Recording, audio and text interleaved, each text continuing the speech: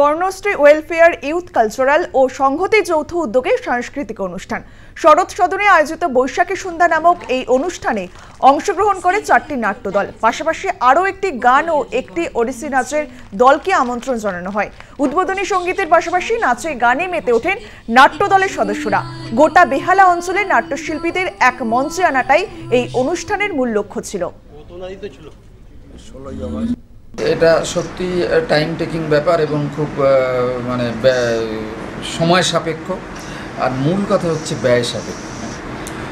এই যে Parnashree youth welfare organisation, তাঁরা বিভিন্নভাবে আমাদেরকে সাহায্য করেছেন, আর্থিকভাবে, মানসিকভাবে, নানাভাবে সাহায্য করেছেন। ওনাদের সাহায্য ছাড়া ওই অর্গানাইজেশনের মেন যিনি মিস্টার রবীন দাস, প্রখ্যাত সমাজসেবী, তার উদ্যোগে, মূলত বলা যায় তাঁরই উদ্যোগে আমরা এইটা এত বড় একটা কর্মযজ্ঞে ঝাঁপ দিতে সাহস পেয়েছি। পর্ণশ্রী ইউথ ওয়েলফেয়ার অর্গানাইজেশন এবং সান্নিধ্য বেহালা একটি সম্পূর্ণরূপে নাট্যকর্মী সংস্থা। তারা যৌথভাবে এর আগেও অনেকগুলো অনুষ্ঠান করেছি।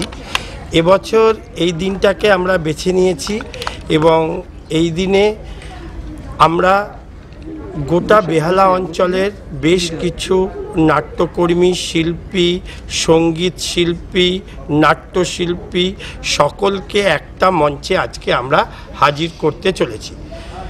বেহালা পর্ণশ্রী ইউথ ওয়েলফেয়ার অর্গানাইজেশন ও বেহালা সান্নিধ্য, এই দুটো অর্গানাইজেশনই সমকালীন দিনগুলোতে আমাদের এইখানে সমস্ত অনুষ্ঠানের সঙ্গে যুক্ত থাকছে। আমি হয়তো সরাসরি এই সংগঠনগুলোর সাথে যুক্ত নই, কিন্তু আমি ব্যক্তিগতভাবে বিশ্বাস করি যে এই ধরনের সংগঠনকে সমর্থন করা, পেছনে থেকে আরেকটু সামনে এগিয়ে দেওয়ার জন্য চেষ্টা করা, এটা সামাজিক মানুষ হিসেবে আমাদের প্রত্যেকের দায়িত্ব।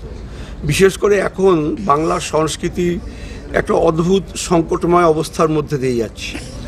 ভালো বাংলা গান, ভালো বাংলা নাটক, ভালো বাংলা সিনেমা, সব কিছু নিয়ে মানুষের মধ্যে একটা প্রশ্ন উঠে যাচ্ছে। সেই অবস্থায় দাঁড়িয়ে এই যে সংগঠনগুলো, তারা যারা যেভাবে যতটুকু পাচ্ছে, সবাই তাদের মতো চেষ্টা করছে বাংলা সংস্কৃতিকে সামনে এগিয়ে নিয়ে যাওয়ার জন্য।